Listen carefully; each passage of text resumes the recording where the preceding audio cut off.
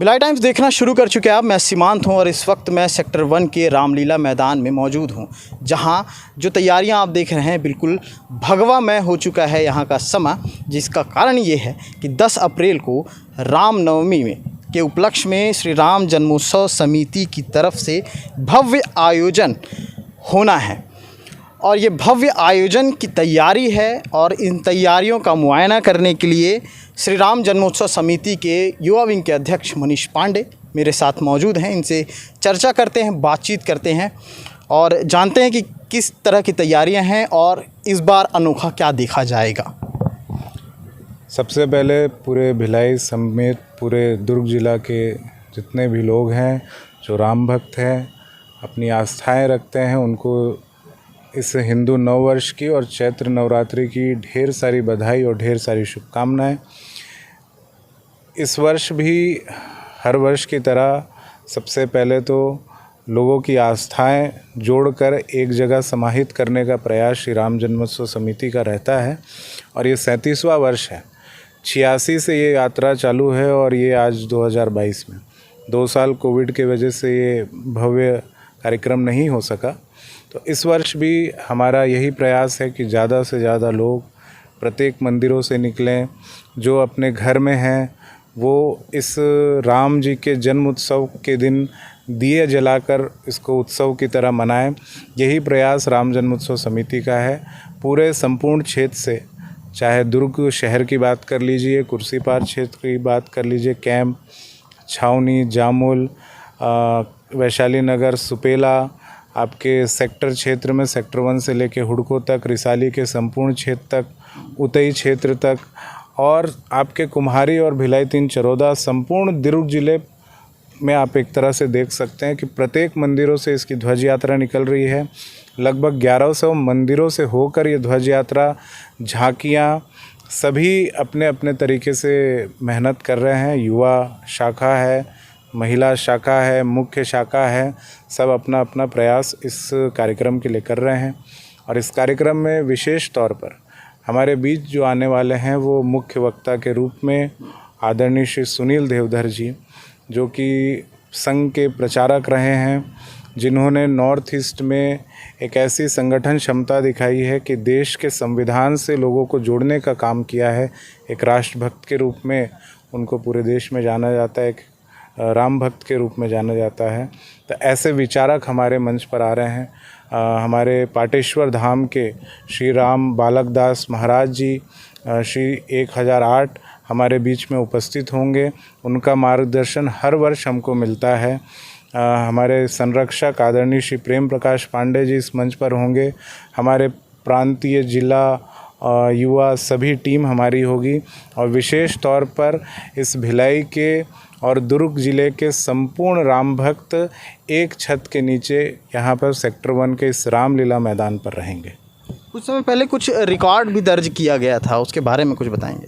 जी, 2018 में एक हमने वर्ल्ड बुक ऑफ रिकॉर्ड्स में अपना नाम दर्ज किया था और वो ये था कि 2016 तक मुझे याद है कि हम लोग 400 मंदिरों तक पहुंच पाए थे और 2 वर्षों में हमने संगठन तैयार किया, मंदिर समितियों का गठन किया, खंड का गठन किया, प्रखंड का गठन किया, जिला स्तर पर, प्रांत स्तर पर सभी टीमों का एक विस्तारीकरण किया और विस्तारीकरण के बाद इस समूह को इतना बड़ा किया, इस धार्मिक यात्रा को इतना बड़ा किया कि इस मध्य क्षेत्र सहित पूरे देश के अंदर ऐसी जो धर्म यात्रा है विभिन्न जगहों से इकट्ठा होकर कहीं नहीं आती थी। तो इस चीज़ को वर्ल्ड बुक ऑफ रिकॉर्ड्स वालों ने देखा और हमें अवसर दिया कि इसमें दर्ज होने का, तो हमको ये मिला। 37 साल हो गए हैं। 37 साल में क्या इतिहास रहा, चूँकि कुछ युवाओं को अभी भी पुराना इतिहास पता नहीं होगा और एक कहावत है कि इतिहास जानना है, इतिहास बनाना है तो उसे जानना बेहद ज़रूरी है। 37 साल हो गए, श्री राम जन्मोत्सव समिति का क्या इतिहास रहा, कम शब्दों में अगर युवाओं को बता दें? देखिए, सबसे पहले तो मेरी उतनी उम्र नहीं है और जब ये शुरुआत हुई तो यहाँ पे कोई भी हिंदू धर्म के लिए एकत्रीकरण नहीं हुआ करता था, संगठन एक रूप से नहीं होता था, एक ध्वज से इसकी शुरुआत हुई थी और उस समय मकसद ये था कि राम मंदिर का आंदोलन पूरे देश के अंदर चल रहा था और हमारे यहाँ भी एक समिति उसमें आगे बढ़ चढ़कर हिस्सा ले। तो इसका एक प्रयास हमारे तरफ से था कि एक मंदिर से ध्वज यात्रा निकालेंगे। उस समय प्रशासनिक दबाव भी हुआ करता था, बहुत सारे अड़चन हुआ करते थे। उसके बावजूद हमारे जितने भी यहाँ पे, चाहे आदरणीय बुद्धन सिंह ठाकुर जी हो, हमारे आदरणीय सभी लोग जो हमारे वरिष्ठ जन हैं, उनका एक अथक प्रयास रहा, उसके माध्यम से ये चालू हुआ है और वो आज एक बड़ा स्वरूप ले लिया है। वो शुरुआत जहाँ से हुई थी उस समय किसी की कल्पना नहीं थी कि इतने बड़े स्वरूप में संगठन यहाँ तैयार हो जाएगा। तो एक बड़े स्वरूप में आज संगठन दिख रहा है। तो उसकी शुरुआत 86 में हुई थी और राम मंदिर आंदोलन से मुख्य तौर पर हुई थी। तैयारियां जो जैसे मैं देख रहा हूँ एकदम बिल्कुल भगवामय कर दिया गया है। लगभग अनुमानित कितने लोग यहाँ पर इकट्ठा होंगे, कहाँ कहाँ से लोग आ रहे हैं? देखिए, मैंने जैसे बताया कि सभी जगहों से, दुर्ग ज़िले के सभी मंदिरों से, लगभग हर जगहों से आ रहे हैं। और हमारा जो मुख्य जो रहता है, अगर आप ऐसा बाहरी वातावरण को देखें, फुटफॉल को देखें, तो कम से कम नहीं भी तो 30 से 35 हज़ार लोग रोड पर रहते हैं। पर ऑन एन एवरेज लोग आते हैं, लोग जाते हैं। हमारी जो संख्या रहती है लगभग कभी भी 10,000 के आसपास रहती है। और चूँकि वो इतनी बड़ी पद यात्रा करके आते हैं, तो यहाँ उनके लिए प्रसाद का वितरण का कार्यक्रम रखा गया है कि यहाँ पे 14 स्टॉल बन रहे हैं।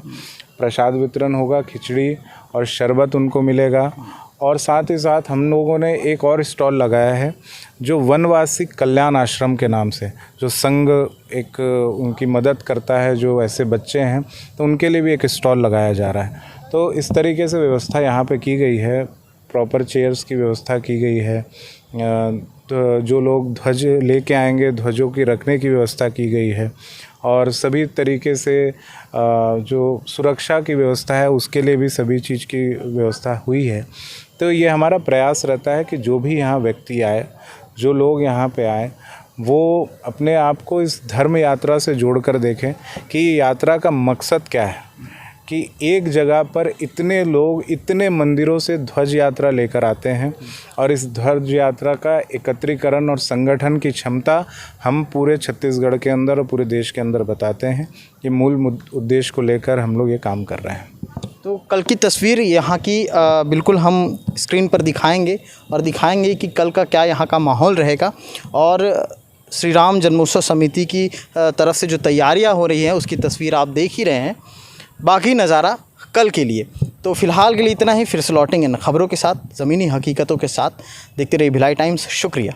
आज की जो कैंप की फल मंडी की जो घटना हुई, जिसमें बहुत सारे परिवार बेघर हो गए, मैं सबसे पहले उन सभी परिवार के सभी सदस्यों के लिए अपनी ओर से श्री राम जन्मोत्सव समिति के प्रत्येक कार्यकर्ताओं की ओर से संवेदना प्रकट करता हूं। और सबसे पहले मैं प्रशासन से, स्थानीय जनप्रतिनिधियों से और यहाँ की सरकार से वहाँ के उनके आवास के व्यवस्थापन की मांग करता हूँ और तात्कालिक रूप से उनके भोजन की और उनके रहने की और उनके जो भी ज़रूरत की चीज़ें हैं वर्तमान स्थितियों में, वो चीज़ों को लेकर अभी सरकार और यहाँ की प्रशासन उपलब्ध कराए, ये मेरी मांग है। और उन सभी लोगों को मेरी संवेदना है और कोई भी आवश्यकता श्री राम जन्मोत्सव समिति की तरफ से रहेगी, हम आप लोगों के साथ खड़े हैं।